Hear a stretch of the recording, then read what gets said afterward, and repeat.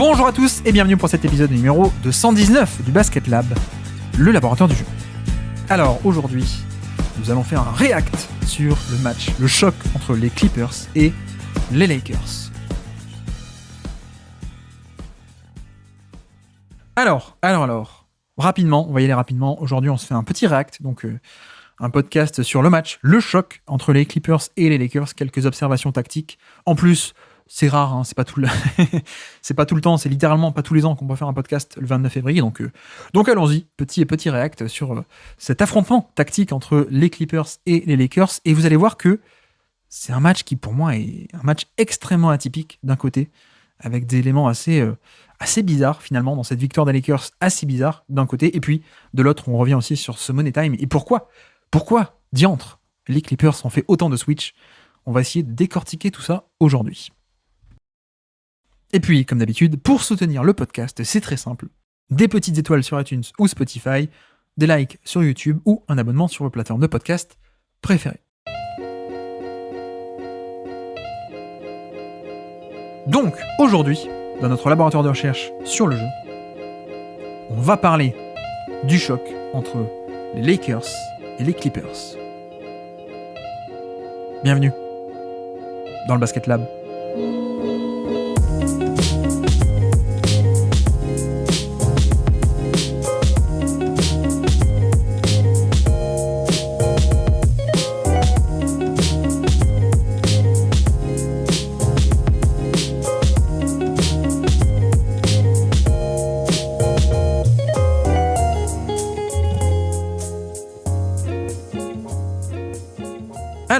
Alors, Lakers contre Clippers, un petit react puisque le match était tout de même assez intéressant et surtout, j'ai trouvé que le match était assez atypique et j'avais deux trois trucs en stock, donc je voulais un peu en parler. C'est vrai que sur un aspect très simple, le match était bizarre parce que bon, il y a eu ce fameux comeback finalement dans le quatrième quart-temps, les 19 points de LeBron James dans le quatrième quart-temps qui ont fait le boulot, un Money Time très disputé, on va y revenir dessus, mais au-delà de ça, et même avant ça, je dois dire que je sais pas si la meilleure équipe a gagné, si forcément, mais en tout cas c'était un des matchs les plus atypiques que j'ai jamais vu. Et ça se voyait un peu, évidemment, à l'étude des images de match, mais aussi, ça se retrouve un peu dans les stats, où on a eu une performance des Lakers qui finalement ne colle pas du tout avec l'identité de cette équipe d'habitude. C'est-à-dire que, notamment, un élément qui a été frappant, c'est le fait que les Lakers ont provoqué extrêmement peu de lancers francs sur ce match. Au niveau du taux de lancers francs, ils sont à 9,4, mais en gros, c'est un score dans le 6e centile à peine. Donc à peine mieux que 6% de tous les matchs NBA cette saison, alors que, bon, voilà, les Lakers, on les connaît, ils font partie d'habitude des très bonnes équipes en termes de provocation de lancers francs, ils sont top 10 cette année. Là, il n'y a pas grand-chose. Il n'y a pas grand-chose, et je pense que c'est aussi ça illustre bien à quel point défensivement les Clippers ont été excellents. Mais donc voilà, on a ce premier aspect sur le match assez atypique. Très peu de lancers francs donc provoqués, alors que c'est plutôt l'identité de ces Lakers-là, avec LeBron, avec AD, même avec Austin Reeves. Et pourtant, sur ce match, donc, pas grand-chose. Un autre aspect qui est la perte de balles aussi. On a eu des pertes de balles des deux côtés, pour le coup. Mais c'est vrai que les Lakers ne sont pas non plus habitués à une équipe qui perdait beaucoup de ballons. Ils en ont perdu pas mal. Mais l'autre aspect, pour moi, et on est un peu obligé de commencer par ça, je pense que vous en êtes rendu compte au visionnage du match, sans doute, mais les stats sont là un peu pour nous dire, bah oui, c'est exactement ça ce qui s'est passé, mais on a un autre aspect qui a été très bizarre sur ce match-là, c'est que finalement, sur du jeu posé, ce sont les Clippers qui ont gagné. Et qui ont gagné de énormément. C'est-à-dire que si on isole un peu les possessions, soit demi-terrain, soit transition, on a des Lakers qui ont marqué 87 points par 100 possessions de demi-terrain, 87, contre les Clippers qui sont à 106 d'offensive rating sur demi-terrain. Donc en gros, on a un score dans le 18e centile à peine pour les Lakers contre un score dans le 70e centile pour les Clippers. Et je pense que vous l'avez ressenti aussi, mais au visionnage du match, c'est exactement ce qu'on avait. C'est-à-dire une équipe des Lakers qui a énormément eu de mal sur demi-terrain et sur jeu placé. Et effectivement, on voit qu'au niveau des stats, ça se confirme. Ces Lakers n'ont pas non plus... c'est pas non plus une attaque d'élite cette saison. Ils sont à peine dans la moyenne, 15e sur 30 cette saison en termes d'offensive rating général, ok, donc c'est pas une force de frappe, mais d'habitude, ils arrivent un peu toujours à se rattraper avec des tirs au panier, des lancers francs. Bon, là, le score est famélique, le score de scoring sur demi-terrain, parce que pas de lancers francs, et parce que pas non plus de tirs au panier. En tout cas, assez peu, pour le coup. À peine 32% de leurs tirs étaient au panier. Vous avez pu voir qu'il n'y a pas non plus énormément de drives qui ont été faits, de drives impactants, comme on peut en voir parfois chez les Lakers. Et encore une fois, je pense que ça en dit beaucoup sur la défense des Clippers, qui moi m'a beaucoup impressionné sur ce match-là, hormis la fin, on va y revenir tout à l'heure sur le Money Time, mais je trouve que la performance défensive des Clippers, elle a été vraiment impressionnante, vraiment. Paul George n'était pas là, je ne l'ai pas précisé, mais Paul George n'était pas là, et pourtant donc très belle perf des Clippers. Pas de Zubac non plus à l'intérieur, on avait une rotation plutôt entre Daniel Theis et Plumlee, et en fait ce que les Clippers ont fait, et ce qu'ils font de bien et de très bien, c'est du switch all. Et ça a particulièrement bien marché contre cette attaque des Lakers, qui finalement aime bien avoir un peu ce petit décalage sur pick and roll pour enchaîner sur des mi-distances, pour enchaîner pour aller au panier, un petit décalage sur drive, notamment pour LeBron James, ça lui fait du bien, à son âge et à son niveau de qualité athlétique et physique. Donc voilà, le switch a bien marché, et surtout que avec Tyronn Lue et avec les Clippers, c'est pas juste on switch et puis on fait rien derrière, quoi. Il y a aussi le terrain qui est très très bien organisé derrière, qui est bien, comment dire. On déploie aussi toute une défense avec des stunts, donc on vient boucher l'espace, on a des aides en deuxième rideau qui viennent aussi, donc finalement le switch est là juste pour ne pas concéder de décalage à l'origine, et ensuite c'est pas parce qu'on switch qu'on vient pas aider au panier, évidemment. Donc voilà, ça, je pense que ça a été assez important sur ce match-là, le fait que les Clippers ont été plutôt bons défensivement, même très bons sur demi-terrain. Au contraire, les Lakers ont été assez mauvais sur l'attaque de demi-terrain, et au contraire, donc c'est aussi ça l'aspect le plus atypique, sans doute, je trouve en tout cas sur ce match, c'est que les Lakers ont été battus de beaucoup, de vraiment beaucoup sur demi-terrain, mais par contre, qu'est-ce qui a fait la différence ? C'est la transition, le jeu sur transition, et puis le Money Time. Mais vraiment, j'insiste sur le jeu en transition parce que, les Lakers sont une attaque d'élite sur transition, mais c'est tout de même rare que sur un match à ce point, une aussi grosse affiche, on ait le jeu en transition qui pèse autant sur un match, et sur à quel point le match est décidé par ça, mais là on a vraiment eu ça. On a vraiment eu ça, c'est-à-dire un jeu de contre-attaque qui, en termes de fréquence, de volume, de nombre de contre-attaques et d'efficacité évidemment aussi, a été remarquable côté Lakers. Je crois que ça se voyait pendant le match. Il y a eu une séquence début du troisième quart-temps, où les Clippers ont enchaîné aussi pas mal de pertes de balles, et les Lakers ont accumulé un nombre de transitions en début du troisième quart-temps qui était impressionnant. Mais vraiment. Ça fait quand même beaucoup de points faciles finalement. Et donc c'est aussi comme ça qu'on arrive à compenser le fait que sur demi-terrain on galère, et pourtant on est toujours là. On accroche et même on gagne le match à la fin parce que la transition fait le boulot, quoi. La transition fait le taf, la contre-attaque était là. Donc ça a vraiment été un point, je trouve, un point central de ce match-là, c'est à quel point les Lakers ont bien développé ce jeu de contre-attaque. Et finalement, je trouve aussi, sans que ce soit non plus une question d'effort défensif côté Clippers. Souvent, ça peut être le cas. Souvent, quand une équipe concède beaucoup, voire beaucoup trop en transition, parfois on peut pointer du doigt l'effort défensif, du repli défensif. Là, j'ai trouvé que c'était pas tant le cas que ça. Alors, il y a eu quelques exemples, bien sûr, mais il y a eu aussi pas mal de pertes de balles, en fait. Des pertes de balles un peu évitables, on va dire, qui ont mené sur des situations où, en fait, c'est pas une question d'effort et de revenir en transition. Juste, quand tu perds la balle et que Austin Reeves, il va tout seul au panier en 1 contre 0, il n'y a rien à faire. C'est pas une question d'effort. Il y a rien à faire. Ou quand il y a des situations comme ça, un peu de surnombre, ou c'est pas vraiment une question d'effort, c'est juste que les Lakers ont créé de bonnes opportunités de par le playmaking défensif, de par le fait de créer des turnovers qui ont créé ces situations faciles, et puis surtout aussi le fait d'accélérer après un rebond défensif. Ça, on le sait, les Lakers le font très très bien cette saison, ils sont parmi les attaques d'élite cette saison, en termes de fréquence, deuxième plus grande fréquence de transition de toute la NBA cette année, les Lakers, donc pas mal, mais il y a un mais. Là où je veux bien un peu dédouaner, ou en tout cas nuancer la performance du repli défensif des Clippers, c'est que dans le lot, dans cette transition, dans ce jeu de transition des Lakers, il n'y a pas eu que des layups faciles en fait. Il n'y a pas eu que des gens qui reviennent pas sur leur attaquant et ça fait des lay-ups, ça fait des alley-oops ou ce genre de trucs. Il y a eu pas mal de 3 points en fait. Pas mal de 3 points en transition. Que ce soit des catch and shoot un peu en transition, mais même parfois des pull-ups en transition. Et ce qui fait que les Lakers, qui sont pas non plus une équipe fantastique à 3 points, là on était clairement sur une performance où les 3 points sont pas mal rentrés. 40% sur le match là, au général, mais même en particulier sur la transition, j'ai trouvé que la contre-attaque, il y avait pas mal de 3 points qui tombaient en contre-attaque, et ce qui a fait du bien.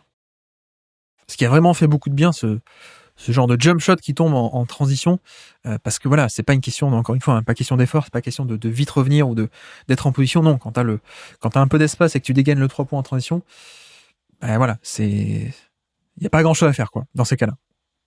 D'ailleurs, il y a une séquence un peu dans le troisième quart-temps, un peu comme ça, où on a une transition Clippers cette fois, donc une contre-attaque Clippers menée par Mason Plumlee, qui en fait perd la balle sur la transition parce que quelqu'un vient lui, je crois que c'est Cam Reddish, qui vient lui prendre la balle de derrière, donc perte de balle sur une contre-attaque qui se transforme en un 3 points de l'autre côté, en transition de l'autre côté de D'Angelo Russell. Donc c'est pas top. Et puis possession d'après, je crois, ou une ou deux possessions d'après, pareil sur pick and roll, cette fois sur jeu posé, mais perte de balle de Mason Plumlee et ça file de l'autre côté en transition pour les Lakers. Donc voilà, finalement, les Lakers ont perdu pas mal de ballons, mais les Clippers aussi. Et surtout sur ce genre de situation un peu de transition défensive après une perte de balle, la défense a été pas bonne parce que le jump shot et le shot making des Lakers a été plutôt bon. Donc vraiment pour moi un point central, vraiment là-dessus. D'ailleurs, j'en ai pas parlé non plus, mais au-delà de tous ces points faciles, il y a eu aussi un aspect sur lequel les Lakers ont insisté en tout début de match, c'était en transition, essayer d'installer au poste bas Anthony Davis le plus vite possible. C'est-à-dire avant qu'il ait le temps avant que la défense ait le temps de revenir complètement, ou avant que chacun ait le temps de prendre le bon match-up défensif, on faisait monter très très vite en transition Anthony Davis pour que lui, il aille s'installer proche du panier, il réclame la balle, et on a pu créer comme ça. Alors, ça n'a pas fait des points de facto sur transition, je crois que ça n'a pas tout le temps été compté comme de la transition, mais ça a créé des situations dangereuses dès le début des possessions qui parfois a pu créer un peu du chaos dans la défense, parfois a créé des points directement, parfois a créé des lancers francs, etc. Donc le plan de Darvin Ham, pour le coup là-dessus, a pas mal marché, je trouve. Donc sur le côté défensif, pour moi, on a eu le switch all des Clippers qui a été excellent face au demi-terrain, et les Lakers ont un peu galéré à marquer sur demi-terrain.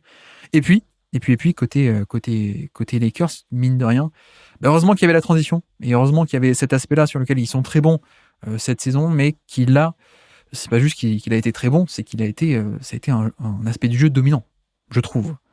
Vraiment, on a eu affaire à un jeu de contre-attaque dominant de la part des Lakers, qui les a maintenus en vie durant tout le match. Quelques notes aussi sur ce match-là. Moi, j'ai beaucoup aimé, alors je l'aime beaucoup un peu tout le temps, hein. Je suis beaucoup plus haut que la moyenne, mais j'ai beaucoup aimé le match de Spencer Dinwiddie, offensivement en tout cas. Défensivement, il y a eu 2-3 petites erreurs, évidemment, ou en tout cas le compromis défensif que, voilà, quand Kawhi Leonard il obtient le switch, c'est compliqué de résister quand tu es Dinwiddie. Mais à part ça, j'ai trouvé un excellent match offensif de Dinwiddie, et ça montre un peu, pour moi, ce match-là montre à quel point il peut aider. C'est-à-dire qu'on a pas mal de profils sur le banc. On a aussi notamment le profil de Max Christie sur le banc, qui est plutôt un arrière, meneur arrière, on va dire, mais plutôt typé défensif, plutôt typé connecteur. Là, pour le coup, Dinwiddie, on a un peu plus un côté créateur qu'on a vu sur ce match-là, avec de très bonnes lectures sur pick and roll. On l'a fait sortir de zoom action, donc un pick and roll plus un écran supplémentaire, des pick and roll tout court. Il a attaqué un switch sur Plumlee une fois, avec une magnifique création d'espace. Il va au panier, driving kick, et ça crée un 3 points. Enfin voilà, franchement, le match de Dinwiddie a été très bon. Et moi, j'aime bien parce que ça fait un peu de création, mine de rien, et ça fait aussi une création très dynamique, en fait. C'est ça aussi que j'aime bien, parce que c'est un profil beaucoup plus dynamique que ce que ne peut être D'Angelo Russell, qui était un excellent passeur, mais peut-être à partir de situations un peu plus statiques, hein, où ça bouge un peu moins. Le côté feu follet de Dinwiddie m'a beaucoup plu sur ce match, donc voilà, je voulais quand même le noter. À noter aussi côté Lakers, les rotations de Darvin Ham en ce moment, où nous avons Hachimura titulaire pour l'instant, et notre paire de 3&D qui a été titulaire pendant un moment, Taurean Prince et Cam Reddish, qui pour l'instant reviennent sur le banc. Voilà, je sais pas si ça aurait été la même chose avec Paul George, peut-être, parce qu'on sait que Paul George et Kawhi et James Harden, peut-être que Darvin Ham aurait préféré utiliser utiliser Taurean Prince et Cam Reddish, un peu des 3&D à mettre sur des ailiers. Là, il a fait le choix de partir sur Hachimura, sur Kawhi Leonard, sachant que les Clippers aussi avaient sur le terrain du coup Amir Coffey et Terrence Mann, donc deux shooters qui sont capables, mais pas tout le temps respectés énormément parce que c'est pas des excellents shooters, ou alors ils n'ont pas Amir Coffey un peu meilleur, mais il n'a pas non plus un volume à 3 points qui va être énorme. Donc il y avait un peu ce choix de dire on va mettre un big body, on va mettre un défenseur de bonne corpulence avec Hachimura et avec aussi derrière Anthony Davis qui avait un peu cette liberté-là parce que les Clippers avaient régulièrement un peu un non-shooter sur le terrain. Donc on a pris un peu ce genre de liberté défensive avec Anthony Davis en deuxième rideau et ça a été un peu ça le plan de jeu défensif des Lakers qui, pour le coup, eux aussi ont plutôt pas mal défendu. On a parlé des Clippers qui ont bien défendu et qui ont vraiment neutralisé complètement, qui ont fait que les Lakers ont fait une performance offensive sur demi-terrain très mauvaise. Mais la défense des Lakers aussi a été pas mal, pour le coup. Les Clippers n'ont pas non plus fait une explosion offensive sur ce match-là, sur demi-terrain. On n'est pas sur un truc incroyable. Je pense que ça a plutôt pas mal tenu le coup. Eux aussi avec des schémas assez polyvalents. Et finalement, on a eu, d'une part, comme d'habitude, un peu Kawhi Leonard, le Kawhi Leonard de d'habitude, dans les schémas de Tyronn Lue, qui vise en fait à aller cibler le match-up, comme on le répète souvent. Pas beaucoup de fond de jeu avec beaucoup de mouvements, pas de motion offense, pas ce genre de choses, mais juste attaquer chirurgicalement le bon match-up, c'est ce que Kawhi Leonard a réussi à faire. Donc d'une part, on avait cette attaque-là, et puis de l'autre, c'était un peu l'attaque James Harden. L'attaque James Harden, donc l'attaque de pick and roll, on a un peu jonglé entre les deux, et je trouve que sur ce match-là, James Harden a fait pas mal de dégâts, parce que notamment les Lakers n'ont pas fait ce que les Warriors ont fait. Les Warriors, il y a quelques jours, plus que quelques jours, c'était avant le All-Star break, mais le match contre les Warriors, le choix de Steve Kerr avait été clair, c'était on empêche James Harden de driver sur la pick and roll sur sa main gauche. On l'empêche complètement. Voilà.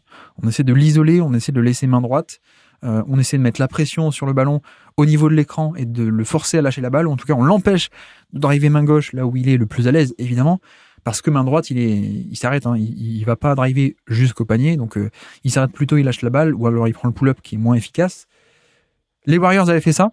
James Harden d'ailleurs avait trouvé pas mal de solutions, en mine de rien. J'avais fait un thread tactique si ça vous intéresse là-dessus. Mais là, donc sur ce match-là, c'est pas le choix de toutes les équipes de priver Harden de la main gauche. Là, on n'a pas eu trop ça en première mi-temps, notamment, et c'est ce qui fait qu'on a eu la James Harden offense qui a réussi à se développer. Donc, c'est-à-dire Anthony Davis qui, sur ce pick and roll, faisait un peu un drop, donc il restait un peu bas, mais ça donnait un peu trop, beaucoup d'espace à James Harden pour attaquer main droite et ensuite revenir à main gauche, comme il y avait de l'espace, comme il n'y avait pas un défenseur qui l'attendait au niveau de l'écran, ça lui permettait de ok, je commence à partir main droite, mais ensuite je reviens à main gauche, ou alors directement je pars main gauche. Donc on a eu ça, et je trouve qu'on a eu pas mal de séquences où Harden arrivait à revenir sur sa main gauche, et ça marchait pas mal, puisque parce que Harden, main gauche, pick and roll, ça fonctionne. Ça fonctionne très bien, évidemment.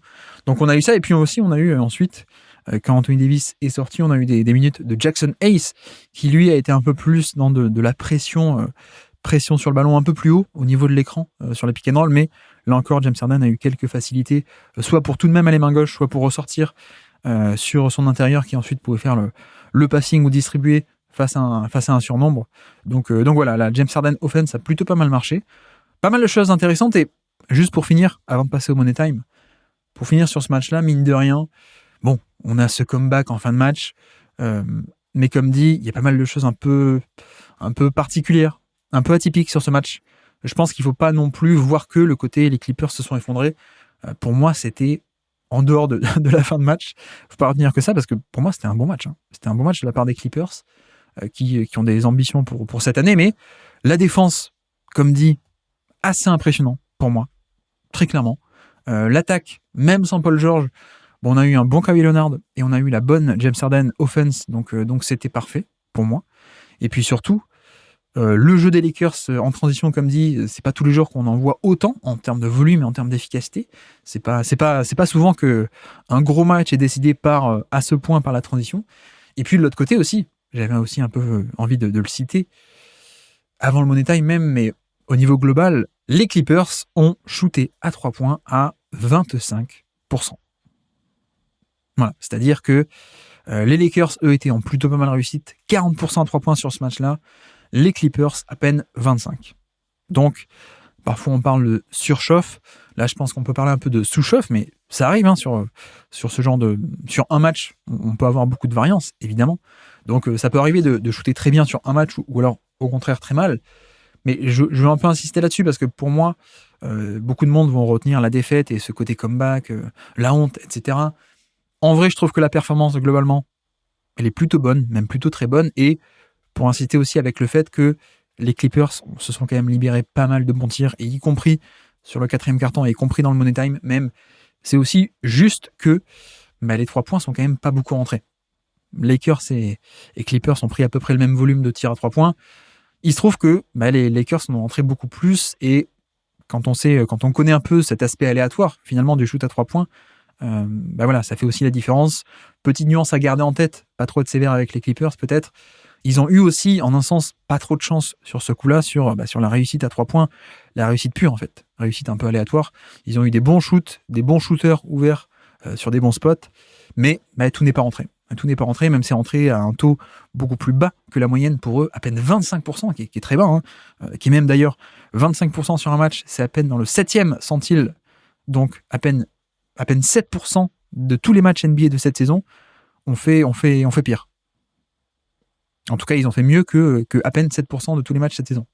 Bref, donc si on doit classer à l'efficacité à 3 points tous les matchs NBA disputés cette saison, toutes les perfs de une équipe, ils sont très bas, quoi. Donc on est sur un peu une anomalie au niveau de la réussite à 3 points. Et je pense que c'est un peu à garder en tête parce que globalement la performance est très bonne sur ce match-là. Il y a un peu cette sous-chauffe à 3 points qui n'a pas dû aider, et si ça se trouve, je dis n'importe quoi, mais peut-être que juste avec 2-3, peut-être un peu plus, mais 2-3-4, 3 points rentrés, plutôt que ressortis, voilà, ça se joue peut-être pas à grand-chose, quoi. Ça se joue peut-être à une poignée de tirs à 3 points qui rentrent d'habitude et qui là ne sont pas rentrés. À peine 25% à 3 points, c'est très faible.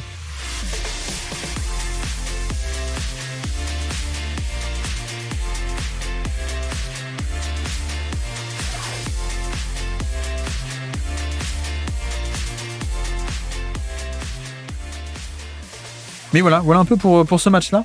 Mine de rien, vous voyez que très atypique, parce que moi, mon impression, c'est que les Clippers ont été bons. Les Lakers ont galéré, mais les Lakers sont plus reposés sur ce jeu en transition. Et puis oui, on y arrive, on est obligé d'en parler aussi. Le Money Time. Et on est un peu obligé aussi de décrypter ça, parce que le Money Time a été très intéressant, évidemment. Il y a deux aspects. Il y a évidemment l'attaque des Lakers d'un côté, et puis l'autre côté, l'attaque des Clippers, cette fois. Comment dire Je pense qu'on peut commencer rapidement, pour aller rapidement sur l'attaque des Clippers. Je pense qu'il y a une erreur de la part de Tyronn Lue et de la part des Clippers.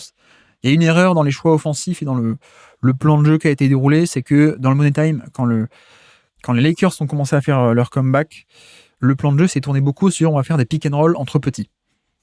C'est-à-dire, soit Kawhi, soit James Harden, mais on va impliquer un pick and roll avec un petit. C'est un petit qui va poser l'écran, donc soit Norman Powell, soit Westbrook, soit James Harden et Leonard entre eux, soit Amir Coffey, etc. Et on a eu ce choix stratégique sur une partie du comeback et du 4e quart-temps dans le Money Time. Et à mon sens, pourquoi est-ce que Tyronn Lue a fait ce choix ? C'était pour ne pas impliquer Anthony Davis. Le but, à mon avis, c'était de ne pas l'impliquer parce que Davis pourrait tout simplement switcher sur Leonard ou alors sur Harden. Et je pense que la crainte, c'était que une fois que Anthony Davis il switch, la menace est annihilée. Du coup, tu es obligé de lâcher la balle parce que il y avait un peu cette crainte que Kawhi contre AD ou alors Harden contre AD, c'était pas hyper rentable. Donc, je pense que Tyronn Lue a voulu éviter ça. Il a vraiment voulu éviter ça et plutôt à la place, il a préféré enchaîner les pick and roll avec petit, mais sauf qu'on a eu aussi affaire à des défenseurs extérieurs des Lakers qui ont été non seulement très agressifs, mais aussi très compétents. Et donc la défense très agressive sur ces pick and roll entre petits dans le Money Time, elle a plutôt pas mal marché. Il y a des fois, ça marchait pas, mais comme dit, il y a eu aussi une sous-réussite à 3 points. Donc certains tirs ouverts parfois qui étaient créés, qui n'ont pas été mis.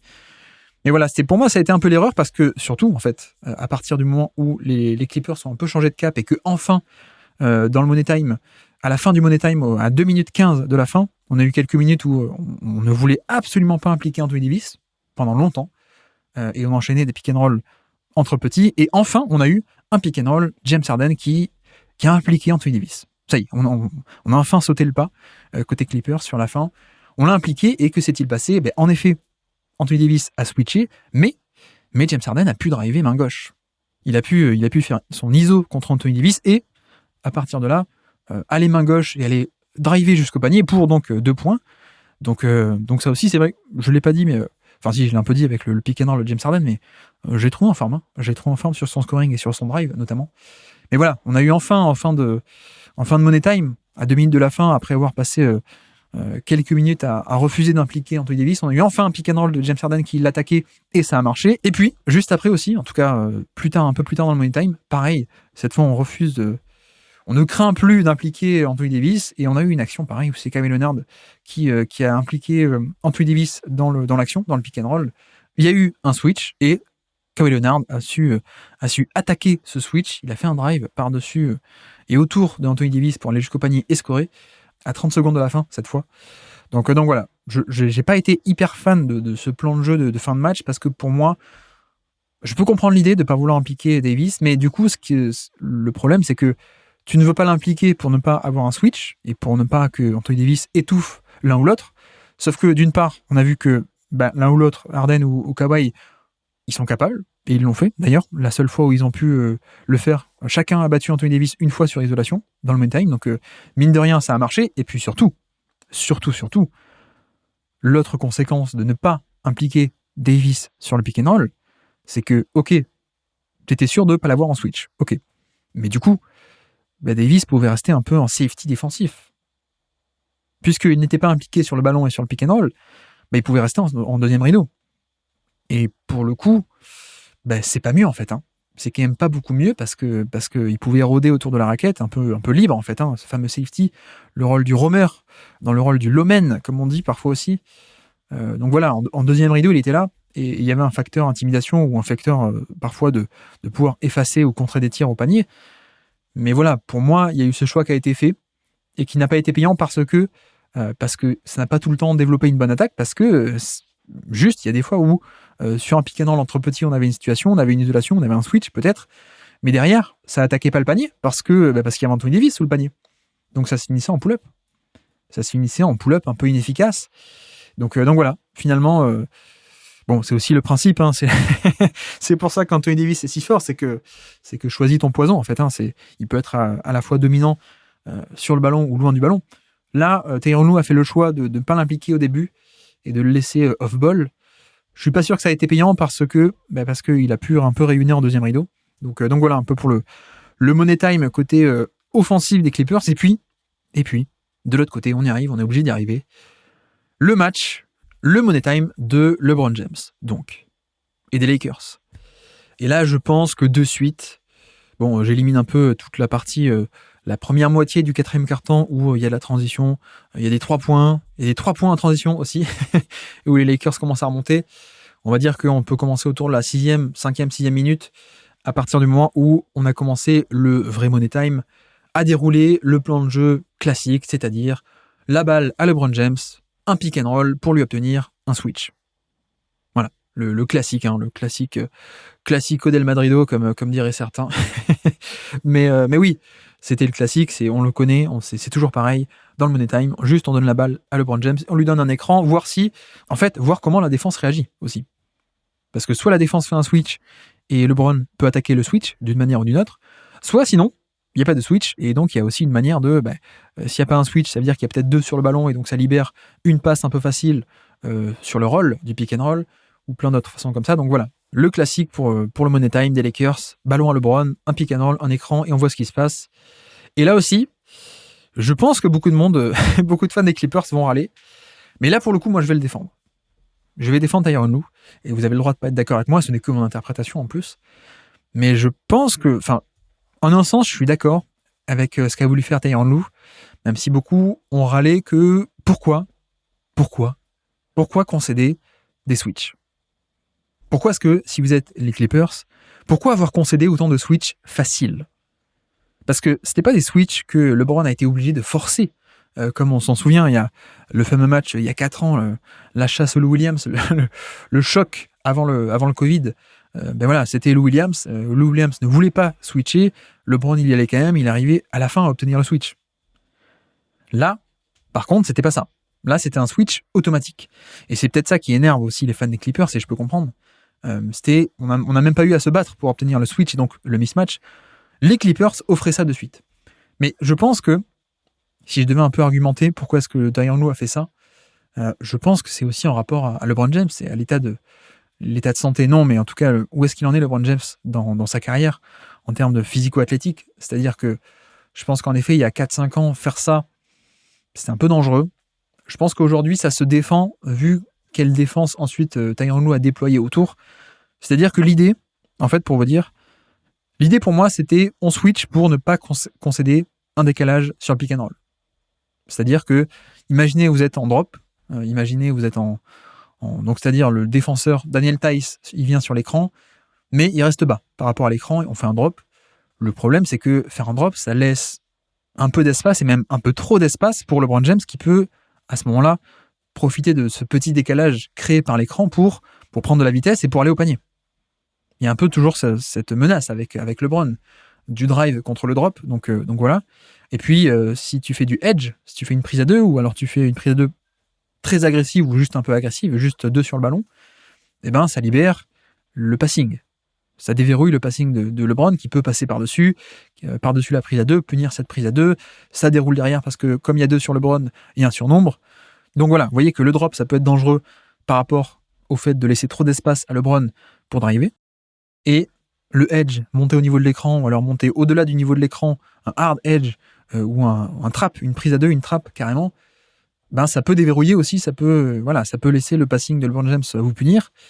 Donc c'est pas des bonnes solutions, alors que, au contraire, pourquoi Tyronn Lue a voulu switcher, à mon avis, c'est pour offrir un mismatch. Et c'est le fait que LeBron, il commence un peu à vieillir, mine de rien. Et LeBron, c'est plus du tout la machine de drive que c'était à l'époque, et que ça a toujours été en carrière. Là, aujourd'hui, il est toujours aussi bon, le jump shot est de mieux en mieux d'ailleurs, mais le drive, par contre, il y a moins l'explosivité. Il y a encore plus de puissance, mais il y a moins l'explosivité. Donc ça explose moins sur le premier pas ou même après pour aller au panier. Donc le plan est très simple, on concède le switch, et même si Daniel Theis est un peu plus lent du coup sur l'isolation, il n'y a quand même pas un différentiel aussi grand que ça peut être le cas contre un LeBron James dans son prime. Et puis surtout, on a aussi quelqu'un qui va aider en deuxième rideau, d'une part, et puis, comme dit aussi, le fait de faire un switch, ça fait que LeBron doit attaquer une isolation un peu, un contre un peu classique. Donc il a le switch, il doit attaquer à un contre un peu statique, de base. Alors que, si vous autorisez LeBron à sortir d'un pick and roll et avec un peu d'espace devant lui, il peut prendre de la vitesse et il peut enchaîner sur le drive.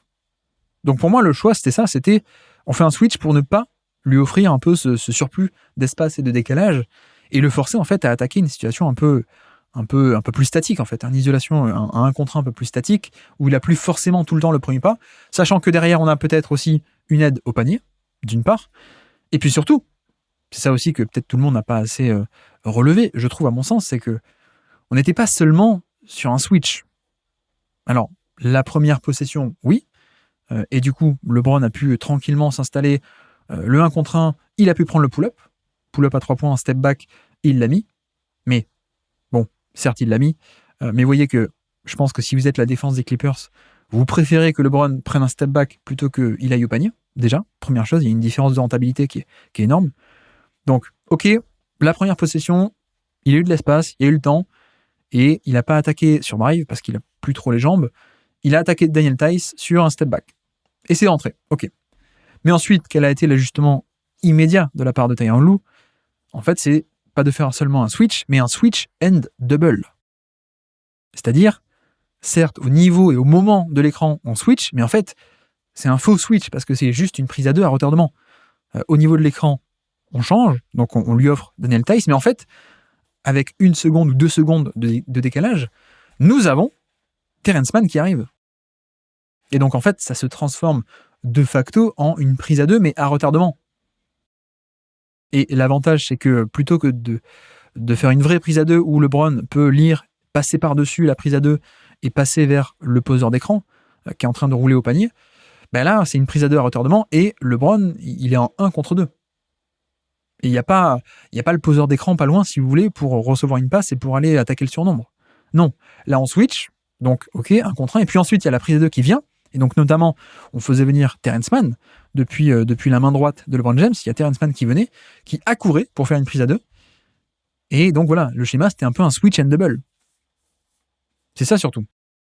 Et bon, au final, il se trouve que ça n'a pas tant marché que ça parce que il y a eu 2 problèmes. Le problème, c'est l'ajustement des Lakers qui se sont très très bien ajustés. C'est-à-dire, Terrence Mann, tu viens aider, ok, pas de problème. Mais alors, l'attaquant de Terrence Mann, donc souvent c'était D'Angelo Russell, au bout d'une possession, il a compris, il s'est adapté, ou alors on lui a dit de s'ajuster, et donc il venait couper derrière l'aide en fait. Et ce qui fait que, d'accord, Terrence Mann déclenchait une prise à 2, LeBron était en 1 contre 2, mais comme il y avait D'Angelo Russell qui venait couper derrière l'aide, ça faisait une passe facile, et on a eu 2 situations coup sur coup où Russell est venu faire le connecteur, comme on dit. Donc il vient, il coupe derrière l'aide, il reçoit la balle, il l'envoie vers Hachimura. Et ça a créé, d'une part, premièrement, un tir à 3 points ouvert dans le corner, ok. Et puis deuxièmement, ça a créé une autre situation pareille, mais cette fois, sur le close-out, Kawhi Leonard se jette, et donc Hachimura, plutôt que de prendre le catch and shoot, il attaque sur du drive, il attaque le close-out, il va au panier, et ça fait 2 points. Donc voilà, finalement on a eu le switch and double n'a pas marché parce qu'on a eu l'ajustement des Lakers qui ont réussi très bien à s'ajuster. Donc évidemment, c'est pas que les Lakers, c'est le coaching staff pour avoir remarqué ça, mais aussi l'exécution de LeBron James pour faire la passe, reconnaître, lire les défenses. Évidemment, ça il est toujours fantastique. Donc voilà, il a réussi à faire ça. Et puis l'autre problème, pour moi, c'était le rebond en fait. C'est-à-dire que pour moi, le fait de switcher et d'offrir un switch à LeBron, les Clippers ne l'ont pas tant payé que ça au niveau même du switch et du ballon. Et finalement, Daniel Theis, il n'a pas si souffert que ça. Il n'a pas tant souffert que ça face à LeBron en 1 contre 1. On n'a pas vu, à part donc le pull-up à 3 points, la première action du Money Time. Mais à part ça, on n'a pas vu trop non plus Theis souffrir. Par contre, ce qui est arrivé 2, 3, 4, 5 fois sur ce Money Time, 5 fois sur 7 ou 8 possessions, c'est que le switch, il crée un autre mismatch. Parce que si Daniel Theis, il est sur LeBron, ça veut dire que le défenseur qui à la base était sur LeBron, il est sur Anthony Davis. Et donc, notamment, Davis, il s'est fait plaisir, il a fait énormément de bien, Anthony Davis, au niveau du rebond défensif, au niveau du rebond offensif, parce que tantôt sur Kawhi Leonard, tantôt sur James Harden, ce sont 2 joueurs qui sont certes assez costauds, mais qui ne sont pas de taille à éloigner Anthony Davis du panier et à le tenir hors du rebond offensif. Et donc, pour moi, c'est surtout là-dessus que la défense des Clippers a souffert. C'est pas tant Theis face à LeBron, c'est le fait qu'on a eu, j'ai compté 5 fois un rebond offensif parce que Anthony Davis, il n'est pas défendu par un intérieur. Et donc, quand on a un pull-up qui est manqué de la part de LeBron, on a Anthony Davis qui vient, qui vole par-dessus tout le monde et qui obtient 2 lancers francs, et donc qui les met, il égalise à 106-106. On a d'autres situations, il récupère la balle, il ressort, et puis on fait un reset, et le premier tir a été manqué, mais du coup, LeBron a une deuxième chance, il renvoie, on a un nouveau corner, tir à 3 points dans le corner de la part de Hachimura, cette fois, il le met. On a eu d'autres fois aussi, pareil, ça se bataille au rebond offensif, Anthony Davis pose des problèmes là-dessus, et du coup, les Clippers ne peuvent pas garder la balle, enfin, bref. Vraiment, ce qui a fait du mal au switch, en fait, c'était pas tant LeBron et le ballon, c'était pas Theis face au ballon. Cet aspect-là du switch, c'était l'autre partie. C'était Anthony Davis, en fait. Ça s'est vraiment joué là. Donc voilà, je pense que c'était assez important à expliciter parce que c'est pas tout le temps que ça se passe comme ça. Je pense que la stratégie de Tyronn Lue vis-à-vis de LeBron James, elle avait du sens, de ne pas lui offrir un peu d'espace, un peu de décalage sur pick and roll, mais de le forcer à attaquer une isolation un peu plus statique. À son âge, ça a du sens. Mais par contre, là où malheureusement ça n'a pas marché, c'est qu'Anthony Davis a été énorme au rebond offensif. Et donc les Lakers ont pu multiplier le nombre de deuxième chances et troisième chances. Et c'est comme ça qu'on a eu pour moi cette fin de match et que les Lakers ont réussi à battre finalement le switch des Clippers, c'est ça. C'est pas tant le ballon, c'est le rebond offensif. Mais bref, voilà, on a fait quand même assez long sur ce react, sur un match Un match, ma foi, très plaisant, évidemment, avec ce comeback et cette performance de LeBron. Ce Money Time, comme on l'aime à chaque fois, hein, le LeBron James à la baguette, c'est toujours fantastique. Un match atypique, cela dit, avec ce fameux le jeu en transition un peu atypique, la défense sur demi-terrain des Clippers qui a été très bonne, et puis cette question du switch qui pouvait être justifiée, qui était légitime de la part de Tyronn Lue de switcher sur le Money Time, mais qui, bizarrement, elle a été battue non pas par LeBron James, mais plutôt, je trouve, par Anthony Davis en un sens, même si LeBron a su magnifiquement lire les défenses et s'ajuster aussi. Mais voilà, c'est aussi là-dessus que ça a fait mal, c'est rebond offensif, donc ce qui est finalement la faiblesse de certains switch-all, justement, c'est ça. C'est le fait que quand ton intérieur n'est plus proche du panier, mais il est dans le périmètre sur un switch, il est plus présent au rebond, et donc c'est un peu ce qu'on a eu. Et donc, on va s'arrêter là. Mais belle performance, très beau match, évidemment. Pas non plus une bataille tactique fabuleuse sur demi-terrain et sur jeu placé, comme parfois on peut le voir, mais tout de même un match très intéressant et un Money Time très intéressant. Un vrai jeu d'échecs sur le Money Time pour le coup. Et donc, les Lakers qui, une nouvelle fois, remportent le match contre les Clippers avec un LeBron James de gala dans le Money Time.